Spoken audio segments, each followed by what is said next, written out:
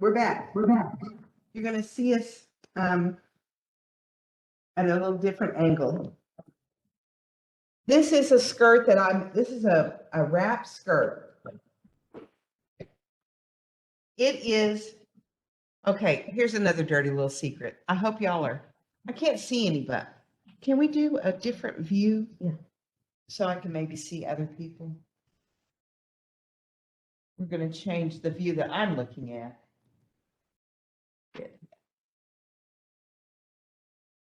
I think that's No? the only. Okay, then try different. Do a stack.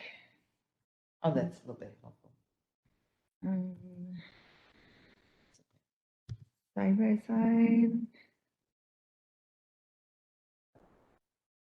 No. Try to put me in the middle. Okay. Oh, well.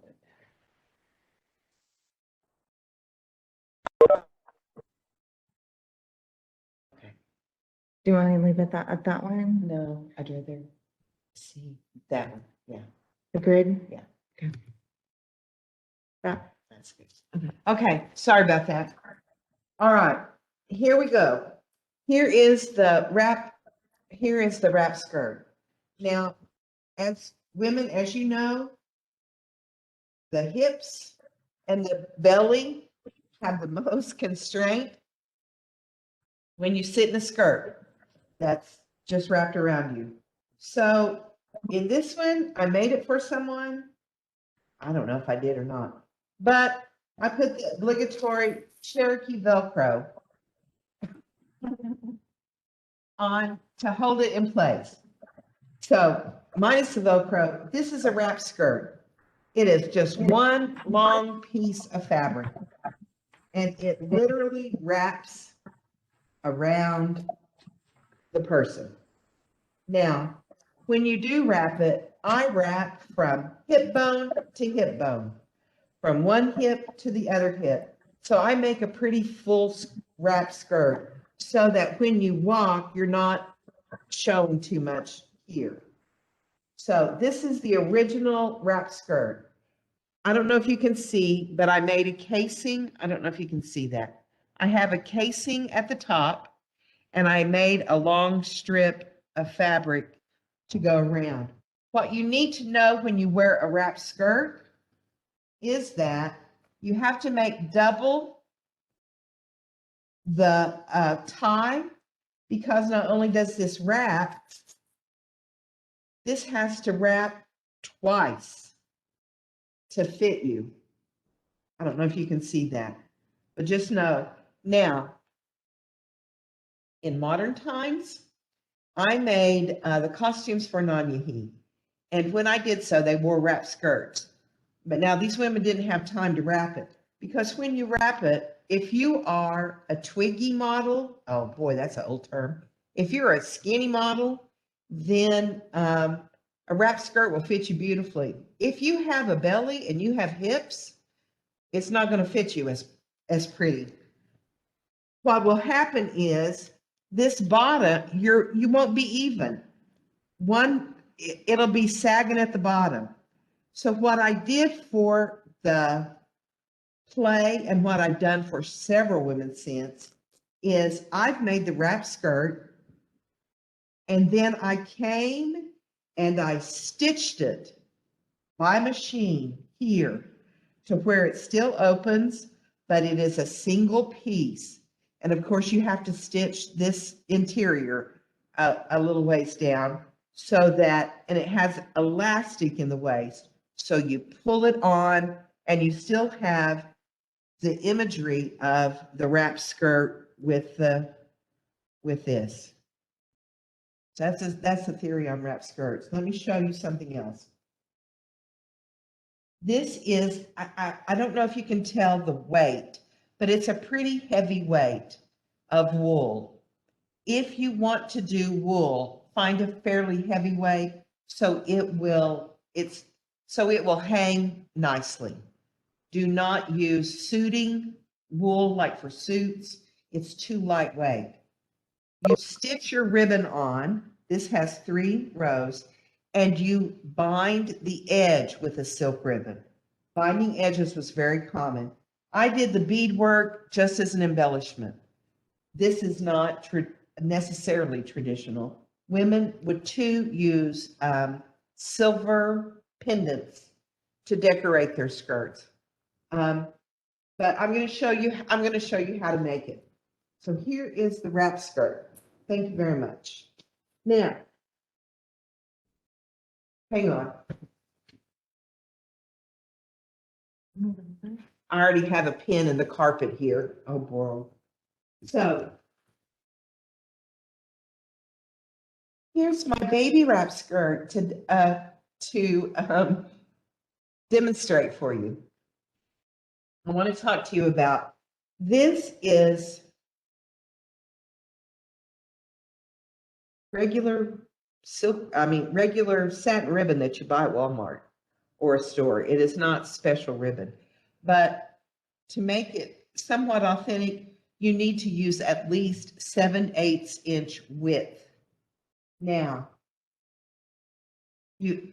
first I want to show you, this is silk ribbon that I bought on a website, and it's fairly cheap. This is hand dyed. You can see the edges are hand dyed, but I think it's, in layman's terms, it's 1 1/4 inch wide, 1 1/4 inch wide. That is the correct width. If you want to make a historically correct skirt, then you want to use Chinese silk. Now, I don't know if you can see the sheen and shine. You can see my fingers under it. It is gorgeous. It's also expensive. It's about almost $5 a yard, and you'll need several yards. I can't, it's been a while since I made a wrap skirt. I think it's about 6 yards per color, or however many rows you want to do. But this is beautiful.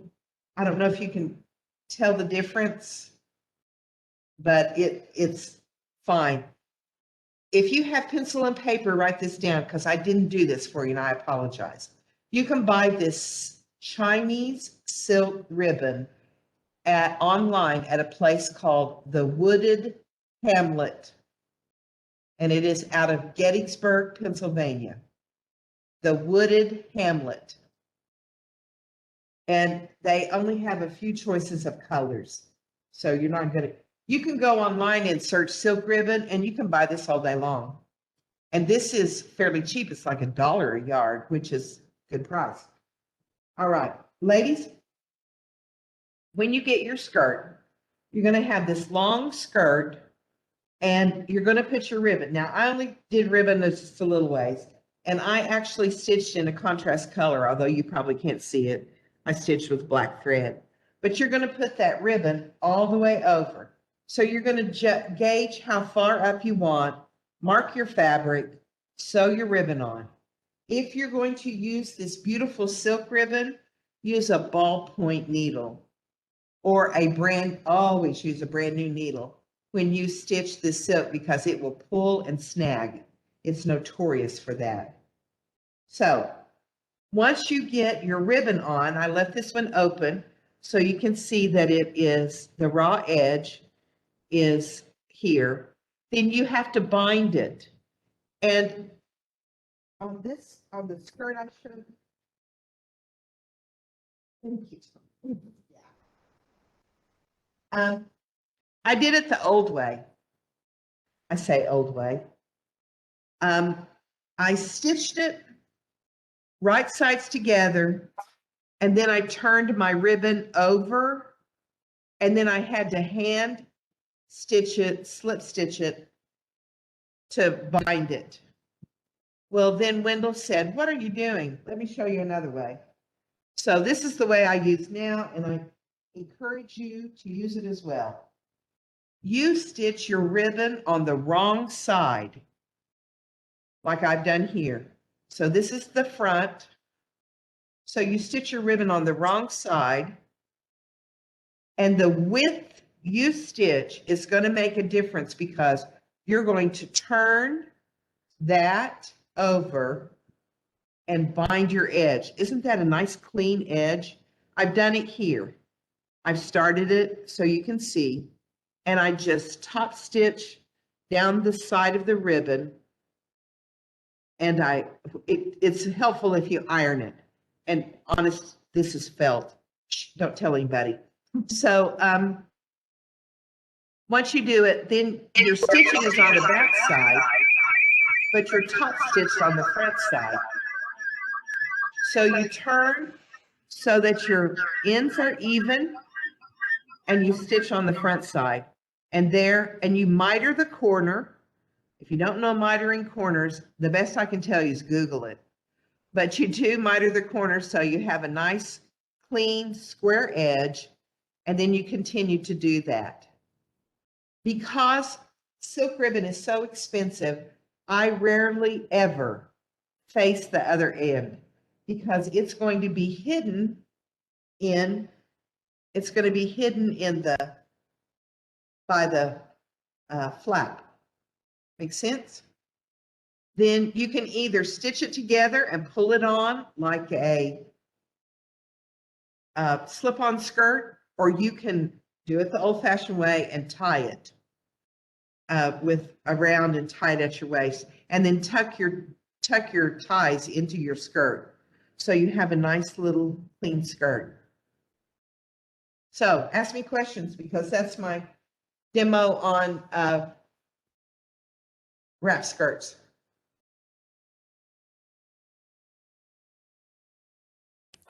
Questions? Well, I did have one question from you that was listed here is what kind of wool fabric do you recommend for wrap skirts? And I think you've already addressed some of that. Some of that. And then how do you stay securely wrapped, which is a wonderful way with your hidden Velcro. But yeah, well, don't forget, we're recording, but we'll delete all the important stuff, right? Right. What other fasteners would have been used other than just a belt, though? For ties, in this particular instance, I took the wool and I folded it in half, and I don't know if you can see. Mm-hmm. I just zigzagged the edge. I don't know if I can't quite see the stitching, but I trust you. Kidding. But I just zigzagged the edge to make it clean. Now, I have purchased cording. You can use cording. This is not going to show. They shouldn't see it. Once you use it to tie, you can use anything. So they make some cotton, I don't know what they're called. It's like the string in your hoodie. And you can purchase that. You can buy anything that will tie, or you can just use your own fabric and make something small enough that will fit into your casing, because you are going to make the casing to run your tie through. Easy, right? More simple than you thought. I'm going to give, sorry, I'll tell it to you at the end. Never mind. We don't want to complicate things now. Got that? Everybody good with that?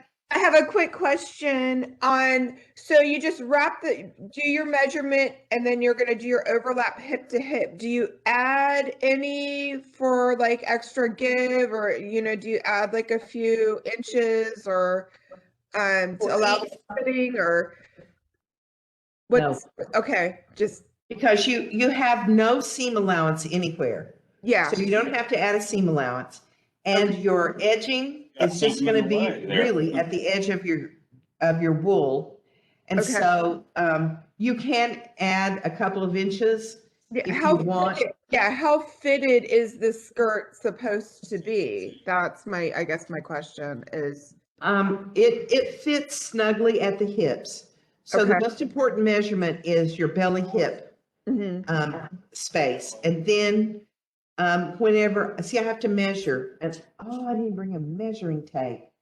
Hang on, I'll show you how to do it. Sure. Situation. You're having this guy come out on a Saturday. Joseph? If there's questions in the chat room, we're not able to see them, so if you can read them to us, Well, we appreciate it. Oh, certainly, certainly. So one other one is, do you know of anybody that's still making the mulberry bark material for textiles? She said no. No, I don't. And Um, is this like a listen. Stroud wool? Yeah, it is about that way. Okay, and Now, where's a good place to buy Stroud? Nowhere.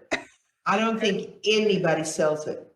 Okay, I don't think anybody sells it. When it was available, it was about $80 a meter, yeah. which is about $80 a yard. Mm-hmm. I have found nobody that makes it.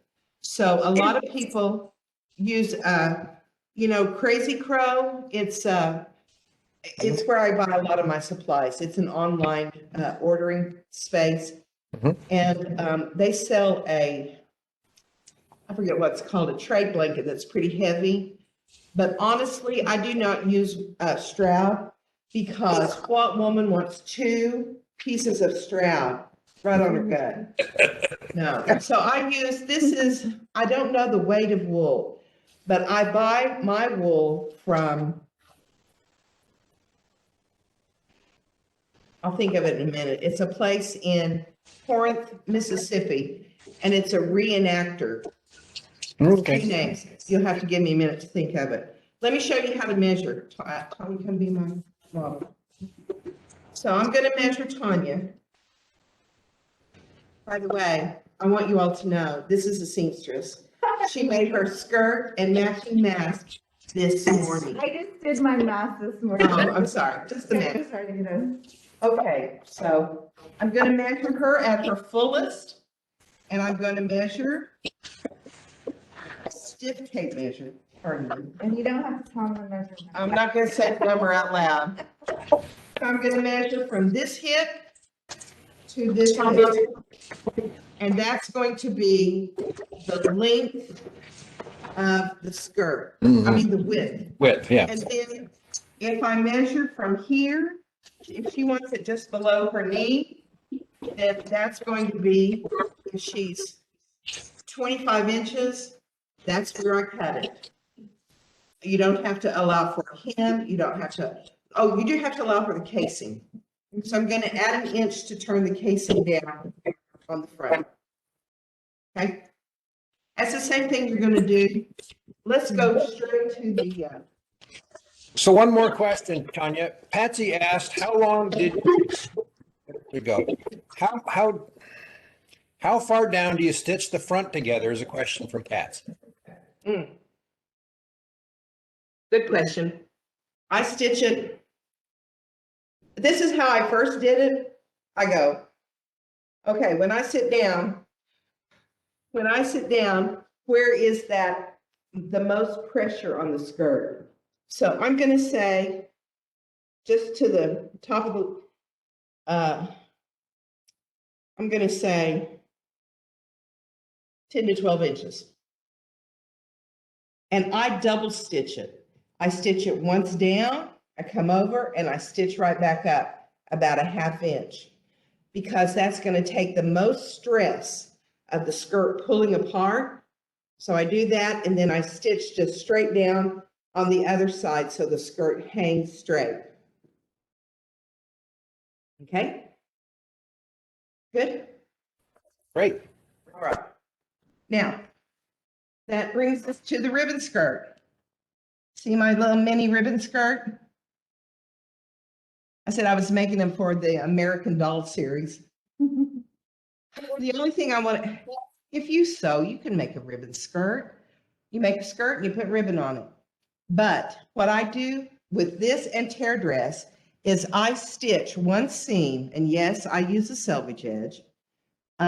You make the seam, press it open. Your iron is your friend when you sew, and then lay it out flat and stitch your ribbon and stitch it on there and there. Now, here's the trick.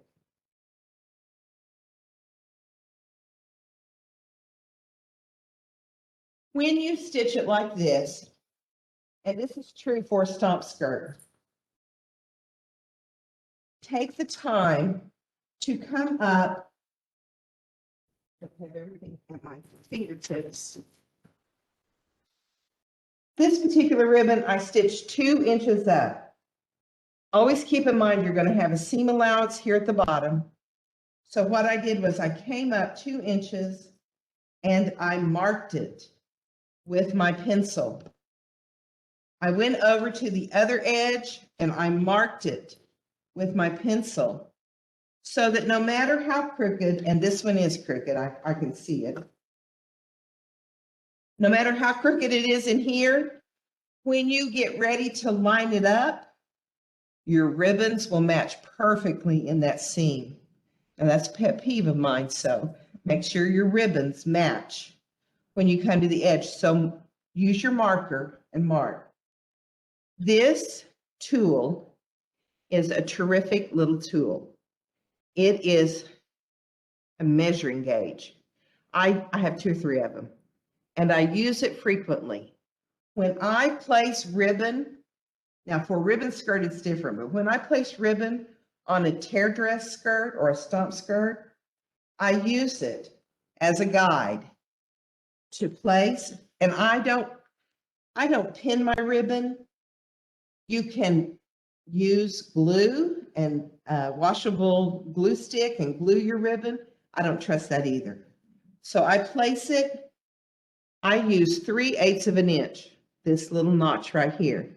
So that's how much space I put between my ribbons. So I stitch, I put the machine, I hold it, I stitch that up 4 or 5 inches. I drag my ribbon, I use my guide, I lay it again, it's 3/8 of an inch, I stitch, and that's how I put ribbon on. So this is a real cool tool to place ribbon evenly. Once, this is true on a wrap skirt. So say you have your wrap skirt and you have this skirt. This is my ribbon skirt. Here's a little tailor's trick. If all of you are built slim and short, good for you. I mean, tall. If you're not, you want to scoop the front. Have you held your skirt up and you can tell the front from the back, or your pants, because the front is scooped lower than the back? So we're going to do that. Here's a problem though. It's hard to put your casing in. It's very easy to put a casing in when you have an even skirt top. You just turn it down 1/2 inch, you stitch it, you run your elastic through, and you're done. But so you have to angle this. So I angle anywhere from 1 inch to 1.5 inches. Have you ever seen a women's skirt who the back hikes up real high and the front's low? Well, this will help solve that. Won't solve it completely. So you want to scoop out about 1 inch to 1.5 inches and taper it at the edges. I try not to get into that back piece. So now your skirt front looks kind of like this. See how it's scooped, but it makes it harder to run the casing. So you're still going to take it down 1.5 inches, and you might have a few little puckers, but guess what? You're going to put elastic in it anyway, so those puckers aren't going to be noticeable. But that's a little tailor's trick to get your skirt to fit you better. A lot of people will want to redo the hem to make, the front hem shorter than the back hem. I rarely do that. I try to do all of that adjustment right here at the waistline. Okay, so you sew as many ribbon as you want, any width you want, any color you want on your ribbon skirt. I heartily encourage you to always use a heavy hem, especially in cotton. You can run a shirt tail hem, meaning you just turn it under and stitch it and you're done. But I recommend 1.5 inches to 2.5 inches on any skirt hem, because it helps weigh the garment down and helps the garment look better. Okay, good. Good. So two quick questions. We had somebody Sure. join late, so could you go over again how you got your measurements for a ribbon skirt? And where did you get that gauge? Sewing shop? I don't know. I don't know where I bought it. I've never Um, seen one like that. It's I've only cool. seen just the straight gauge with a slide that goes up and down. Yeah. They're in the quilting department. Yeah, don't go to the regular notion wall, go to the quilting notions wall, and that's where they're at. And like Joanne's, everybody, they're on the quilting wall. And there's different things. That's my favorite thing to do. I like sewing gadgets, so that's my little thing. This sewing gauge is the gauge I took in 7th grade to learn to sew. I've had it, oh my gosh, almost 50 years. Isn't that wild? And see this little, there, we had to mark everything. That was athletic tape that I put my initials on. So this is my favorite tool. I'll never let it die, I hope. They'll have to put it in the casket with me when I go on to the heavens. Okay, to measure, you want to measure, this is what I do. Have someone else measure you. Measure your waist. You can do that yourself. And measure it where you'll wear it. Now, the waistline for some women is at the belly button. I'm a high waister. I know people who think their waist is right on their hip bones, 4 inches below their belly button. But that's where they're comfortable wearing their skirts. Wherever it is, measure from there. Get a tie and tie it, a ribbon, something.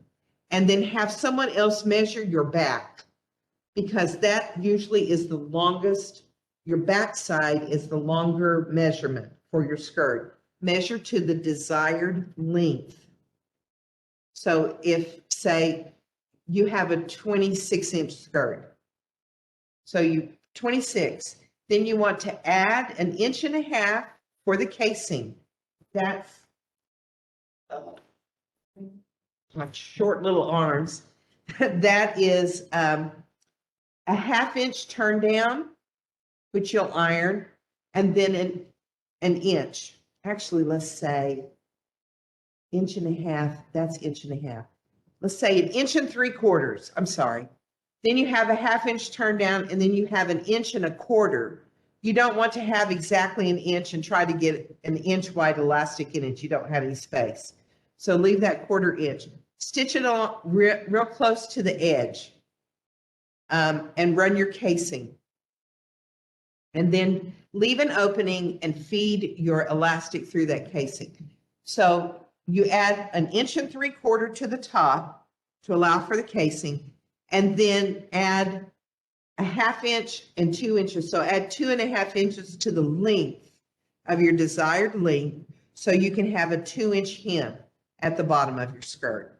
So when you figure, and for a ribbon skirt, unless you're extremely large, a 44-inch width, almost all fabric comes at 44-inch width. 44-inch front panel and back panel is all you need for a ribbon skirt. Now, I've made ribbon skirts slim, almost like a pencil skirt. I've made them full. I haven't made any A-line or any gored skirts yet, but I think they'd be beautiful. But a simple ribbon skirt, use a front and back panel. If you have 34-inch hips and a 26-inch waist, you want to take some of that fullness out because that's too much fabric. So you're just going to have to decide how much gathering. A good rule of thumb is if you're a 35-inch hip, then you'll want to double it and have at least 70 inches. But when you use 44-inch fabric, you're going to have 88 inches of fabric around you. So it's up to you. You can trim that edge off and have a not so much fullness around your belly. That's your choice. Okay, makes sense? All right, good.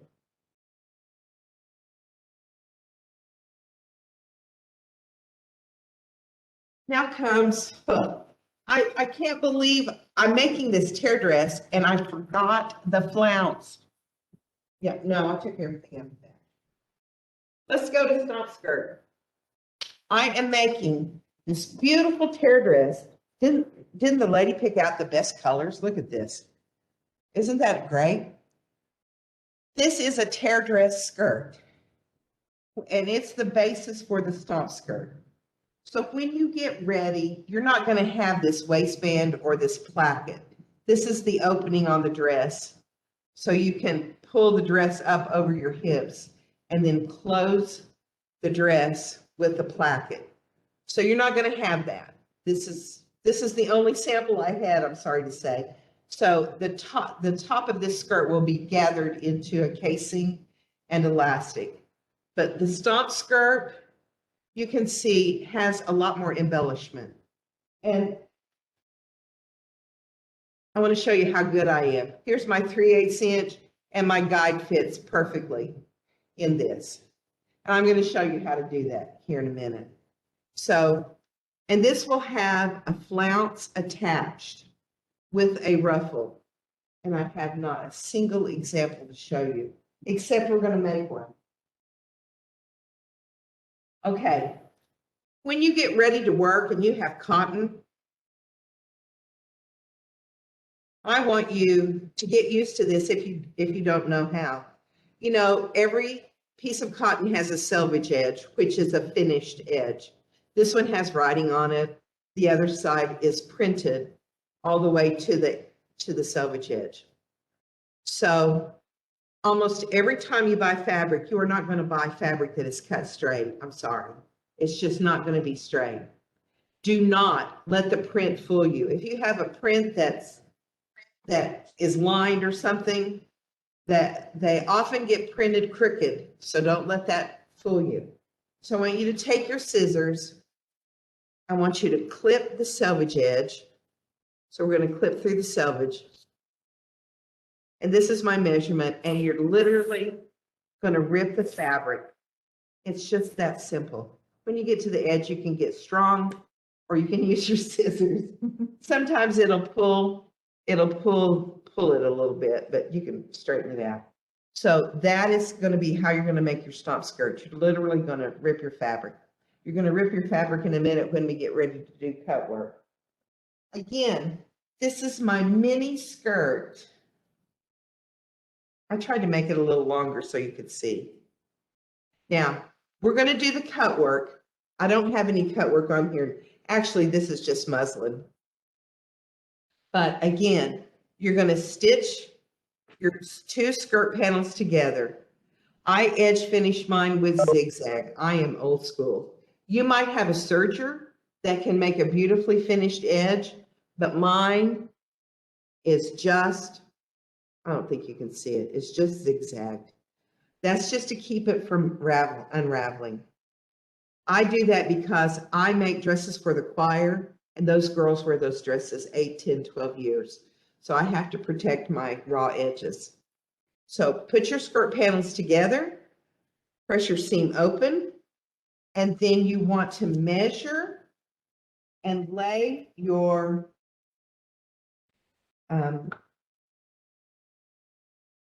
cut work, and you're going to measure up. Now, how far do you know to go up? On every stomp skirt that is made like a tear dress, you're going to have a 1-inch ruffle that sits on top of your skirt. So you want to move your ribbon up where it is not hidden by that 1 inch. You're going to have a 1/2 inch seam. When I make tear dresses, I use 1/2 inch seam. So much easier on the brain than trying to figure a 5/8 inch seam. So I know that I'm going to have a 5/8 inch ribbon here and a 5/8 inch ribbon here. So in this particular thing, I marked mine up about 3.5 inches, which is probably a good rule of thumb for almost every stomp skirt. So you're going to put your cut work on, which is my muslin that doesn't have cut work in this particular instance. So I go through and I pin it. So you can see down here, I'm still loose. So I haven't stitched this down. So I measure 3.5 inches. Somehow I'm off. I guess I only did 3. 3 inches is a good rule of thumb, not 3.5. Whoops. Okay, so I pin it with a straight pin sideways. And of course, this is too short. My fabric is shorter, but, and then this is a time saver, and I'm certain you all can do it. I stitch the ribbon on over the pinned cut work, and I just gauge about halfway in and out. And I just lay my ribbon halfway in, halfway off, and I seal that raw edge of my cut work with the ribbon. I don't turn this under, I leave the raw edge open and conceal it with ribbon. Now, here is a huge tip.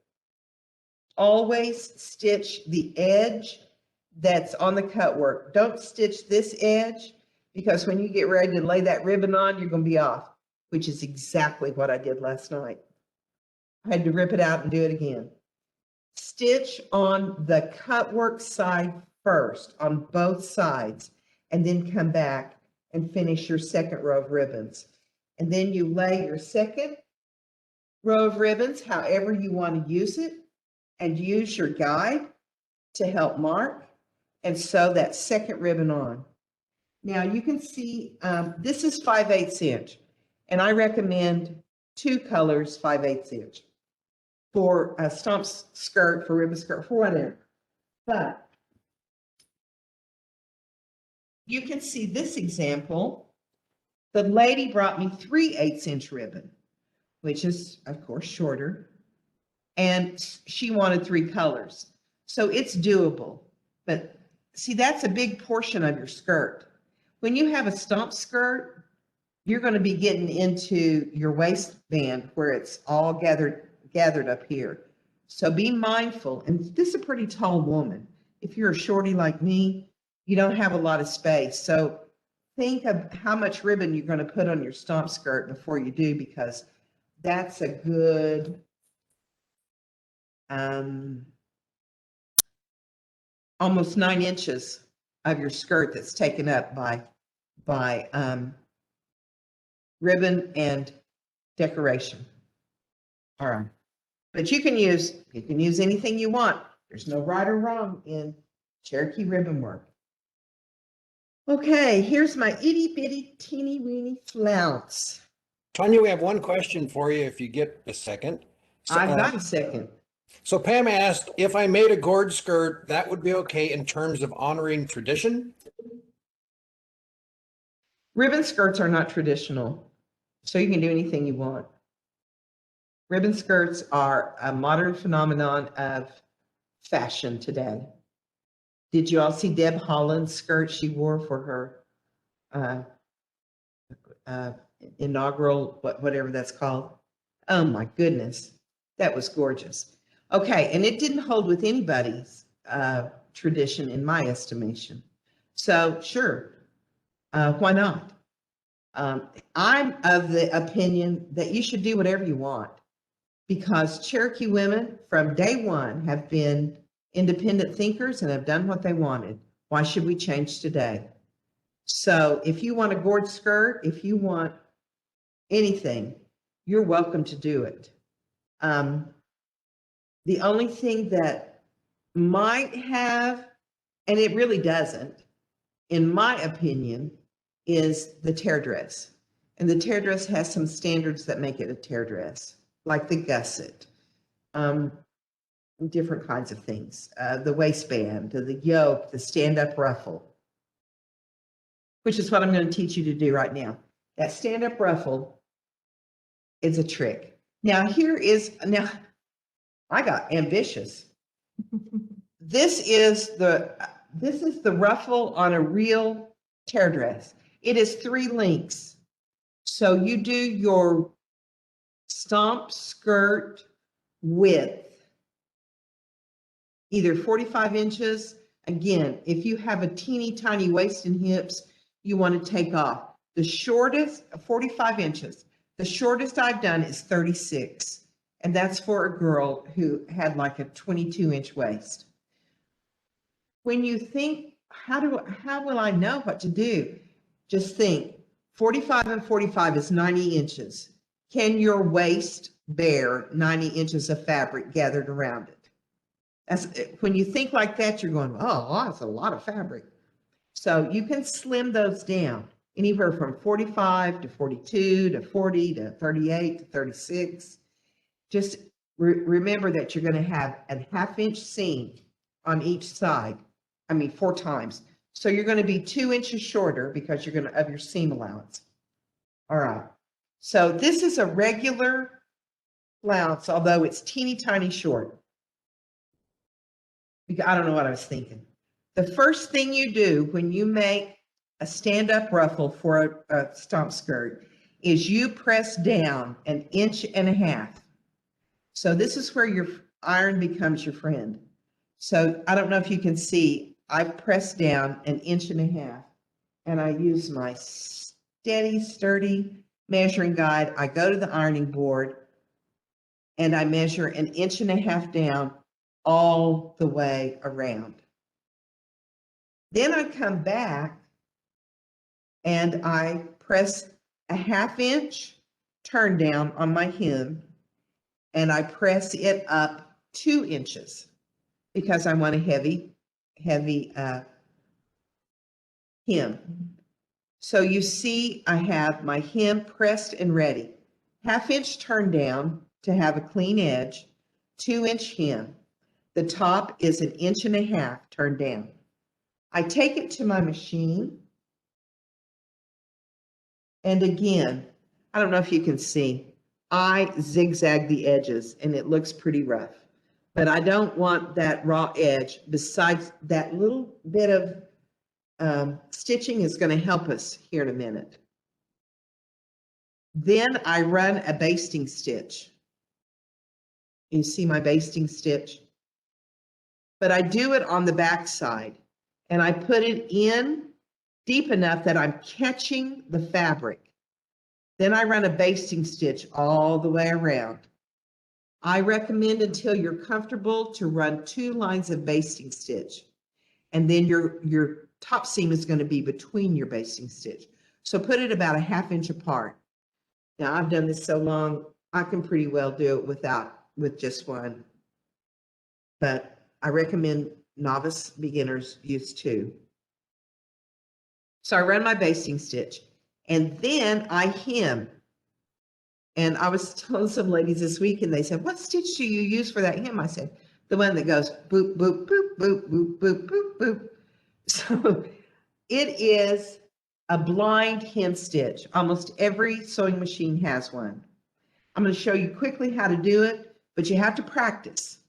So here's my skirt. Here's my hem. I'm going to turn my hem this way so that I have just enough seam sticking out. See this little edge sticking out here? So I'm going to run it where my stitches go boom, boom, boom, boom. So it comes in and catches that stitch because you have a lot to hem. I don't know, can you see that stitch? Kind of. See, I can put my finger in it here, but it catches here, and I put my finger in it here. You'll just have to practice. Read your manual, Google it. That's the best I can tell you. So I've got my hem in, I've got my basting stitch in. Go back to your iron. Iron this nice, clean, and flat because you'll never have the chance to iron it flat again once you gather it. So when you get ready to gather, you take your basting stitch from the outside. So I'm going to gather this flounce. And you just do it by gathering. Some of you know how to do this. And then, well, of course I did it where my hem wasn't. So I have this teeny tiny little flounce of looks like a valance for a pair of curtains. But you do that. See how nice that is? That is my stand-up ruffle for my skirt. Then I'm going to take my skirt, I'm going to feel that zigzag stitch. And actually, I should have zigzagged and finished the edge of my skirt, but you're going to find it and you're going to place it so that the end of your ruffle, which is right here, matches the end of your skirt. And you're going to pin it and stitch it. Now, I did not bring my sewing machine today. Tonya, I have a question for you. Is it a continuous gather rather than working in section? Yes, I'm only showing you a bit. What I like to do is measure my skirt and mark the halfway points. I know my seams are the side points, and then I pull it together and I mark my halfway point. So I have 4 points on my skirt. I take this huge long flounce and I do the same thing. Before I gather it, I mark 4 points, even points, so that I'm able to match my pins and match my 4 points and then gather to the fabric. Make sense? So you pin it onto the skirt. This is really one of the hardest parts. And if you ever make a tear dress, this is how you put the bodice onto the yoke.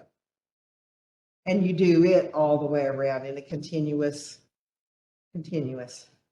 So you pin your bottom ruffle onto your skirt with this stand-up ruffle on the outside. I only did a little portion. So I don't know if you can see that or not. See how it's going to be, it's standing up so that it has this really keen little nice ruffle on top.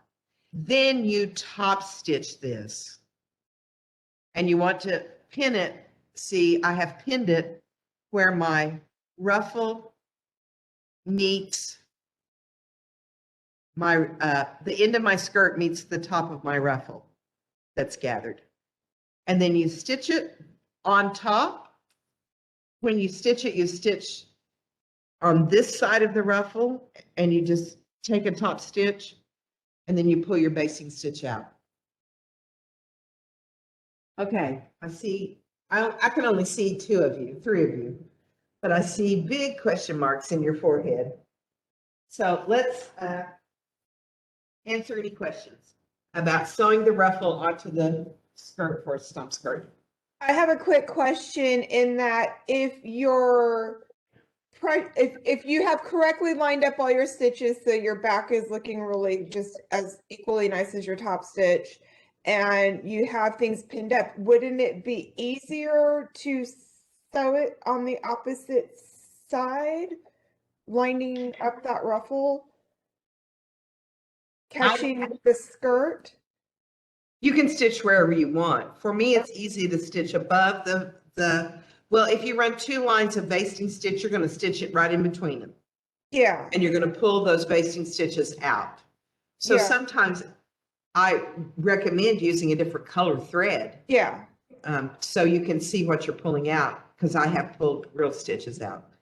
But to line that up, it's easier to work from the top so that from the bottom, you cannot see your basting stitches. Is that what you meant? Would Well, it be easier to rather sew than, on the, yeah, it just seems that it would be easier to line it up if it were opposite. I'll play with it and see, but it just seems right? it's backwards from when you're sewing a ruffle because it's on the outside. And it just seems like if you flipped it, it would be easier to make sure that you're catching everything correctly, but I'll play with it and see. Yes, when you stitch from the back side, sometimes you'll stitch over your basting stitches. When I stitch on the front, I can see that I'm not. If I have missed, and I do, or caught this up somehow, then I just rip it out and fix it. So when you finish this, you're going to have a multitude of pins. Take out all your pins and then turn it over on the inside. This is a hard learned trick. And tilt your fabric to see the shiny of your pins because you'll miss some. And if you've gone off or you've made a mistake, then you can turn it over and fix it.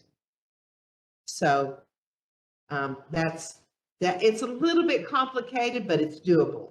You guys, I have confidence you can do it. Okay, how are we on time? We have 15 minutes to learn to do cut work. All right. Get your fabric, get ready. Will you turn my iron on?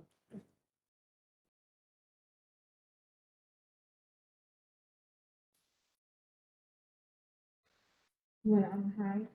Yeah, and it will get hot.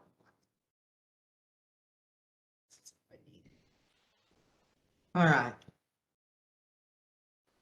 I saw online, they have a King gadget. Set this down. How you like my iron? And let me tell you, this is a great little iron. It's a Walmart find. It's in the crafts and it's in the sewing.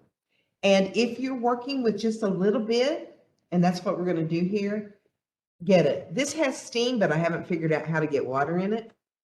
But it's a craft iron. It's like 15 bucks. It's a good investment and it gets hot, hot, hot. So I'm just going to set it down for the minute. And I brought my ironing board. You like my ironing board? Okay. This is remember when teacher would write with chalkboard and she'd have a thingy like this? This is a chalk marker. And it actually, I have two colors of just barely any white chalk. So this is a keen little gadget that I use a lot. They make a wheel. I haven't got to order it yet. I saw it on Facebook ad. You know how those ads will tear you up. Anyway, they make a little chalk wheel. You can use anything you want to mark your fabric. I'm going to use purple. So take your fabric, come down about a ½ inch. I'm going to use this piece. Okay, this is straight from the fabric shop. Look how they cut it.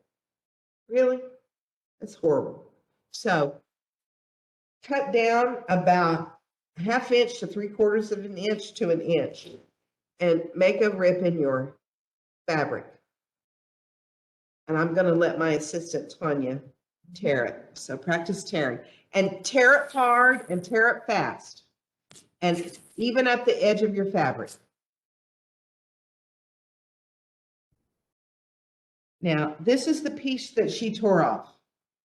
You can see how uneven it is. Well, you probably can't, but doesn't matter. It was uneven. Now it's even. All right, so measure down. We're going to do 4 inches. So measure down 4 inches from your cut edge. 7 minus 43. And this is going to be our cut work. This is how you do the diamonds. Are you kidding me? I did the wrong end, sorry.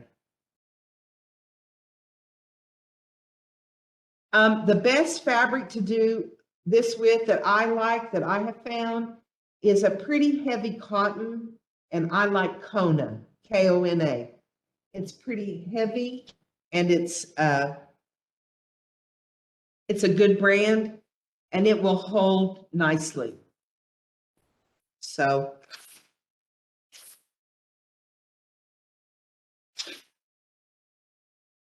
today we're going to do 4. Let's do 4 diamonds. So when you get ready, here's your whole long piece. This is going to fit all the way around your. Now, if you do 2 panels, you need 2 of these. So this is a front panel and a back panel. You're going to need the width. And I recommend that you find your cut work, the width, and cut it. And if you have, and stitch a seam so that it's a continuous piece. But today, and then you have to use your brain to figure out how to evenly space your diamonds. You have to do that on your own. I could tell you, but it would take the rest of the day. So I'm not going to. So what we're going to do is we're going to learn to make diamonds here. I'm going to show you how. They're so simple, you'll be shocked. So if you have a ruler and you have a marking pen, I have a yellow pencil I have a red pencil, but I want to show you the most ingenious thing ever invented. Yeah. You may or may not have this in your, and you may know this before me. This is a friction pen made by Pilot. You know friction? I see somebody nodding. Friction pen by Pilot. All right. Yes, quilters, some seamstresses know this. It's an ink pen. You can mark on your fabric and you can mark beautiful lines. This one just happens to be blue. Gosh. See? All right. What's amazing about friction is once you get them on there,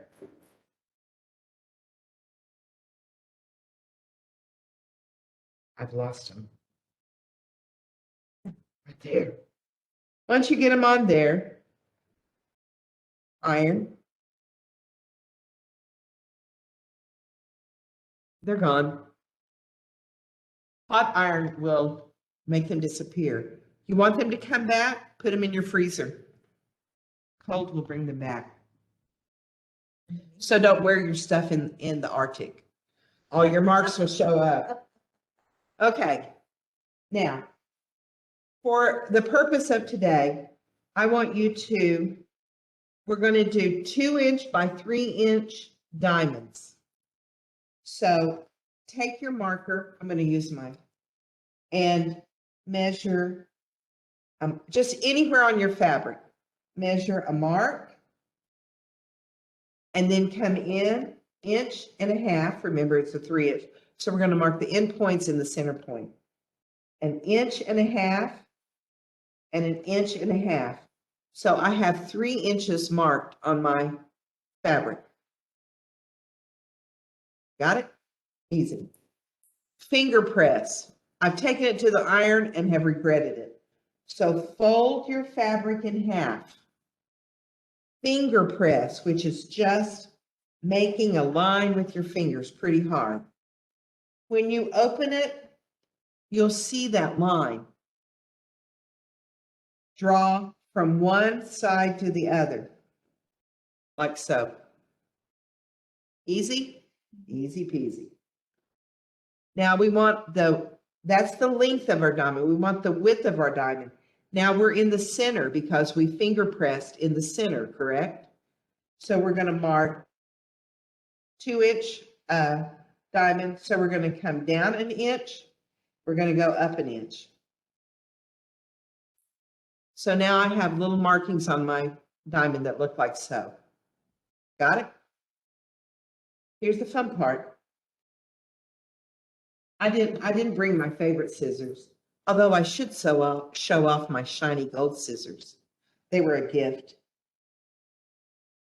Well, actually, I don't like them for fabric. So watch me. You want to cut on the line. I don't know if you can see me. Right to the point. I'm cutting right to the point. Boom. That's where my line ends. I'm going to cut the center. See, I can see my center line right to the point. So now I've cut 2 sides. And you cut all 4 points right to the edge and here to your line. So now you can put it in. So now I have all 4 points cut out. Easy? Easy. Now here's an OIT, or Old Indian Trick, as we say in Oklahoma.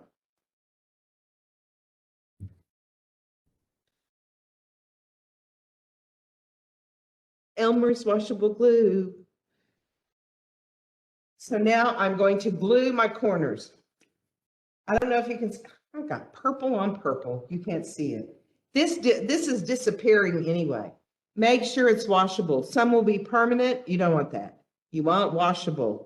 And Elmer's is not the only brand. There's several other school brands.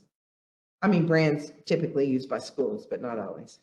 So I'm going to take it and I'm going to, yeah, you might. I'm going to glue the edge and glue the edge, glue and glue. I'm going to have to do this on blue so you can see it. and glue and glue. I did all 4 points here, here, here, here, here, here, and there. Got it? All right. I'm just going to do these 1 or 2 at a time because my glue will dry. All right. Now I'm taking a straight pin and I'm peeling back the edges. Careful not to overbend or overextend these points. Just exactly on the spot. Glue it and look, it's holding for me. You do that to all 4 corners. Making sure that you're not overextending those. And voila, I have a diamond. How easy is that? Easy. Now, here's the best part. Let me get my ironing board back up here. Why diamonds? Diamonds are sort of traditional because they're in our basket patterns immensely. The Chief's Daughter design, and that's what this diamond is sometimes called. That basket pattern in the Chief's Daughter design is in the center is a cross and a diamond. And so our basket patterns show diamonds. Now, the Choctaws will tell you they pay homage to the rattlesnake, and this is a rattlesnake design for them. But for Cherokees, we like to say, and Chief's Daughter, don't say princess, but Chief's Daughter design. So when you get this done, take your trusty iron. Here's a tip I learned the hard way. Do not put your iron on and rub it like that. You just want to set it on, set it off. And my diamond is secure. I can't even pull these pieces off. So when I get ready, and I asked you to bring a needle and thread today, but I don't think we're going to do it. See how cool my diamond is? So I'm going to take my fabric and I'm going to strip it. Now I strip this is my under fabric. I make sure that it's wide as the diamond is. I don't want it to be short, and I don't want it to be so close that I have to worry.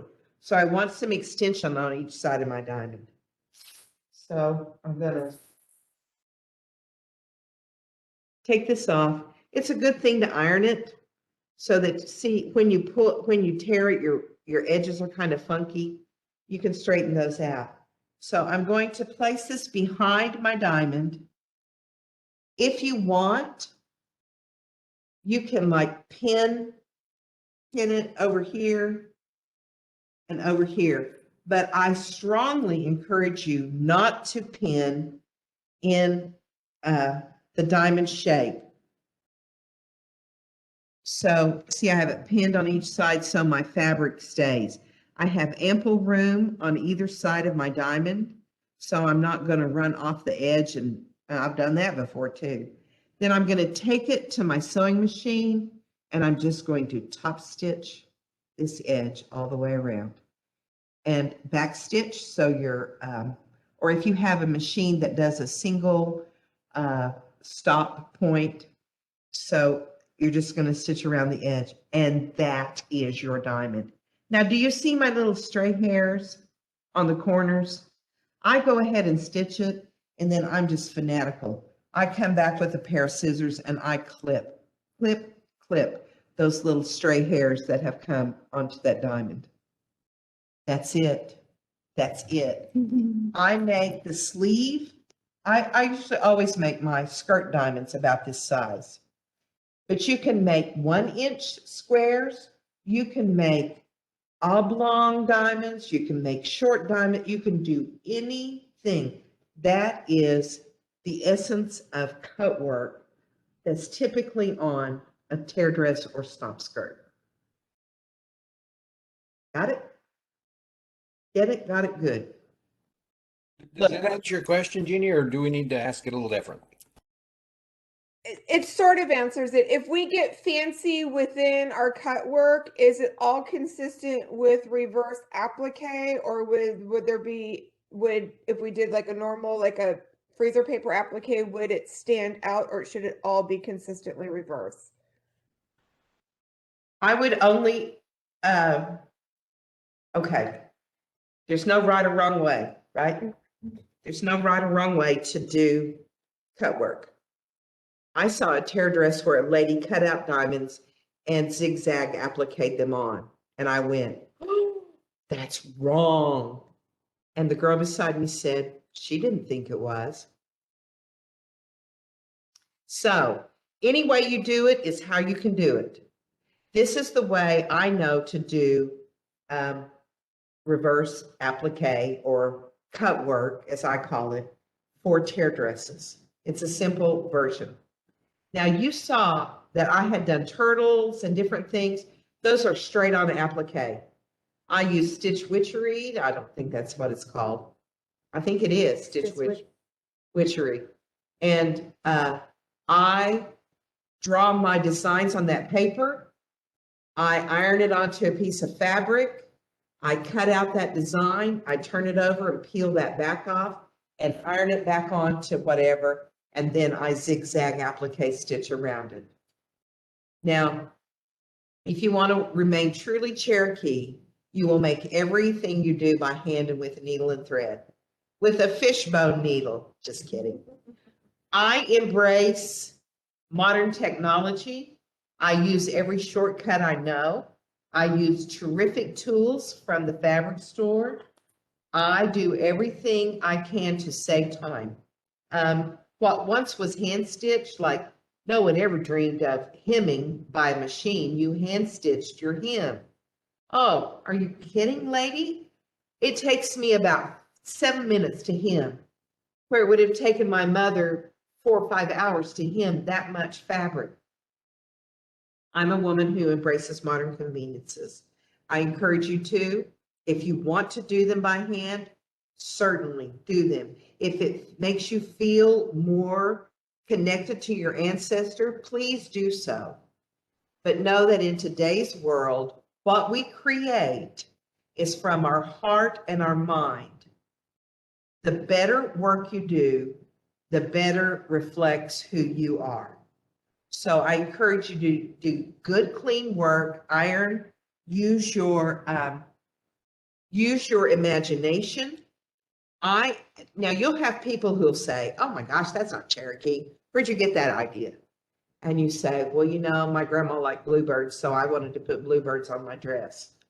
Fair enough. Who can say that's wrong? No one. So that's what I mean about Cherokee fashion. If it comes from your heart and it comes from a good place, it's never wrong. It's never wrong. My opinion, somebody might slap your hand and say, no, no, no, but you take that with a grain of salt. So do your best when you sew and let it be from who you are as a Cherokee woman or man in today's world, and let that stand for itself. 3 o'clock. I'll answer questions. I'll stay as long as you need, as anybody has a question for me. I would love to come to Oklahoma sometime and do a workshop with you. That would just be wonderful. But in the meantime, since I can't do that, was this recorded so that we can reference it? I'm sorry, ask me again. Was this being recorded so that we can go back and reference some of the information? Absolutely. Yes. Yes. And it'll be Now, on the Facebook webpage? We'll have it on our Facebook page. I will put it out as on our YouTube link, and I will also send it to Abraham and to Tonia. So we'll do our best to make sure everybody gets a link possible. Thank you so much. This was wonderful. let me say before you ask, you guys will need to do that flounce. You'll need the length of the skirt plus the flounce, which is about 2.5 to 3 yards. So if you're short, of course, you don't need as much fabric, but you'll take the length of the skirt twice and the flounce length 3 times. So if you measure yourself and you want your skirt to be 32 inches, then your skirt should be at least 2/3 and your flounce 1/3 of that. So that's kind of how you figure how much fabric you need to purchase. And you need the length. You don't need the width, you need the length. So when I sew for a really heavy girl who is 5 feet tall, she takes as much fabric as a skinny girl who's 5 feet tall because it's the length of the dress. If you're 6 feet tall and weigh 100 pounds, still the same amount of fabric as if you were 6 feet tall and a triple X. Okay, questions? Yes. Do you do set workshops? Like if we were to fly back there, do we need to schedule it around when you're doing workshops? Or how does that work to get to spend time there and learn and hands-on? Well, if you fly to Oklahoma, I'll meet you at the airport and tell you and do a special. My job, I am a manager of the Cultural Resource Center. So this is my job. Today, I'm off the clock, but this is my job. And I would make every concession to set up a special time. Because if you're interested in learning, I'm interested in telling you what I know. So I would be happy to work. We could either do it through CCO. I don't know if they're going to have an in-person conference this summer, but if they do, you could stay a day over and we could work, or you could come a day early, or we could take an evening. I'm very flexible and I'm very willing to be part of your group and to help you.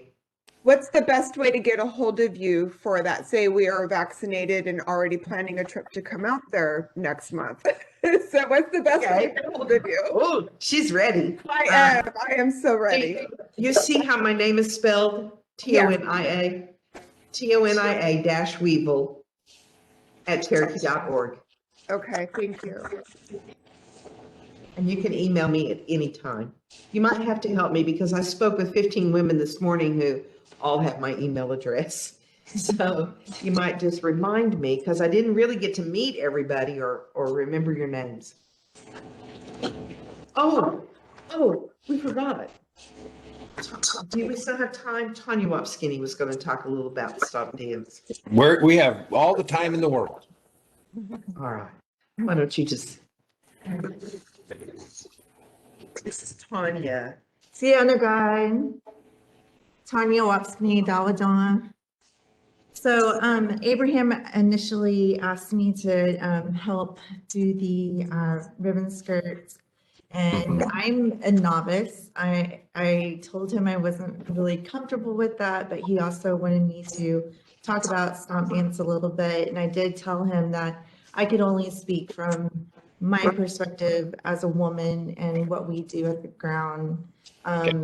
Not everything, but just like a little bit. So my skirt that I actually have on, I just kind of wanted to show you quickly. I didn't know how to do the flounce and the ruffles. So mine's pleated. I just pleated mine, but I use this as my stomp skirt just because I don't like a lot of material and it's more straight down. And so, and it's thinner. Nothing's wrong.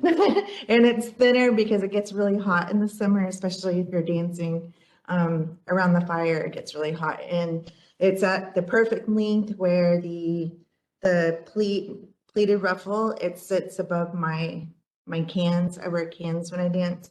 And so that way I have movement, I'll be able to move, but I still have a slimmer fit instead of, because I noticed wearing other skirts, I feel like a belle sometimes if they're really big. And so, which is fine too, because during the winter time, we just danced last week. I wore them because it was so cold. So I needed all that fabric to keep me warm.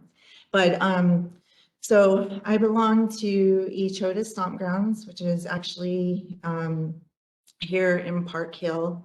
It's one of 3 active grounds. There are other grounds around here, but Cherokee Nation, CCO recognized 3 stomp grounds, which is Echota and Redbird and Stokes. And so as part of the women responsibilities and duties is basically to take care of the things that happen outside of the ring. The men, their job is to take care of everything that happens inside of the ring.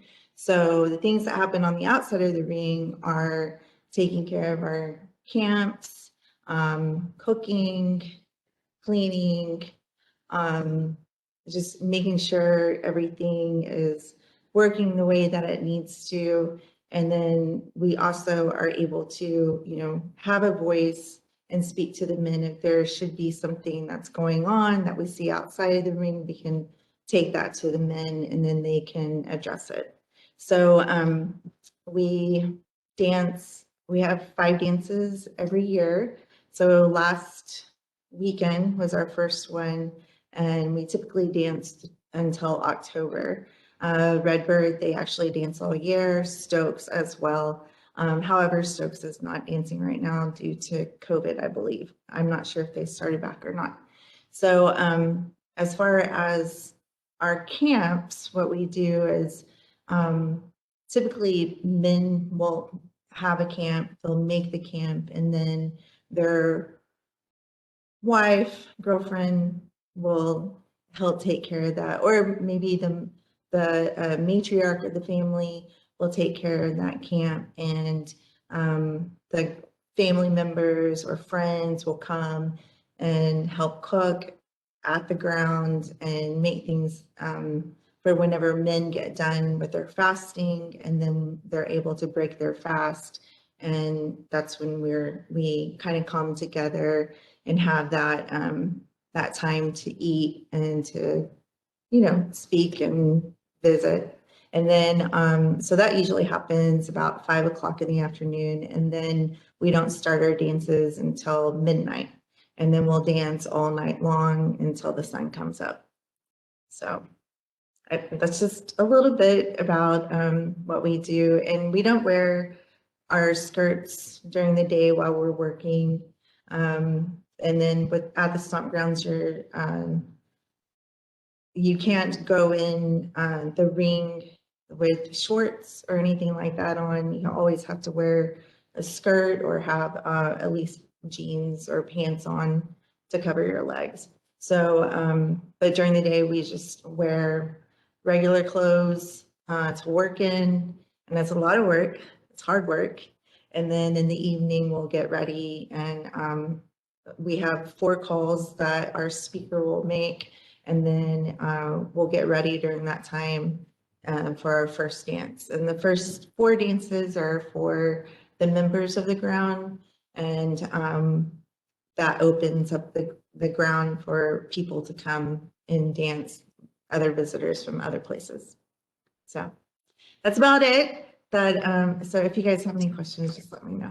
I have a question. If we wanted to join you someday, would we be able to make our own out of cans?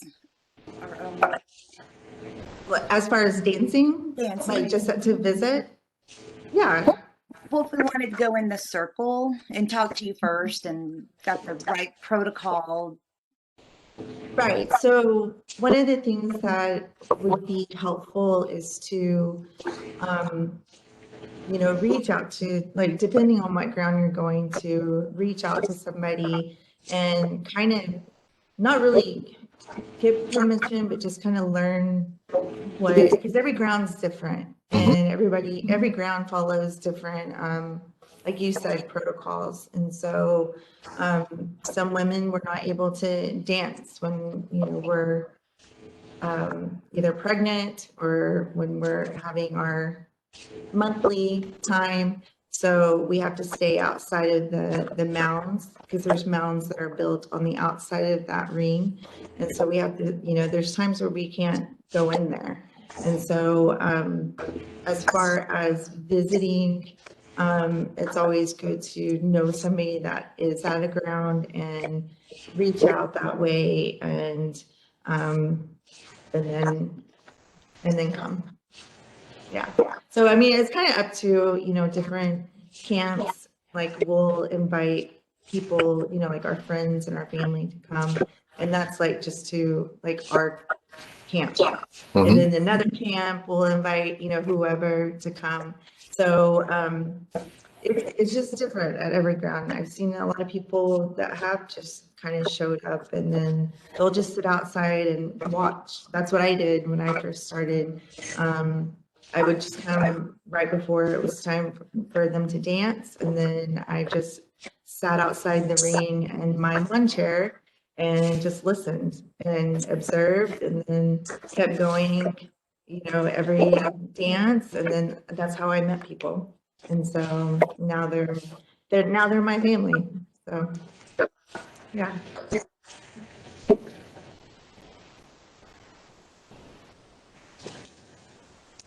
Well, thank you for taking the time to speak up, and appreciated it. And I also appreciate your working so hard with making sure COVID goes Sit away. together. We appreciate your lost time.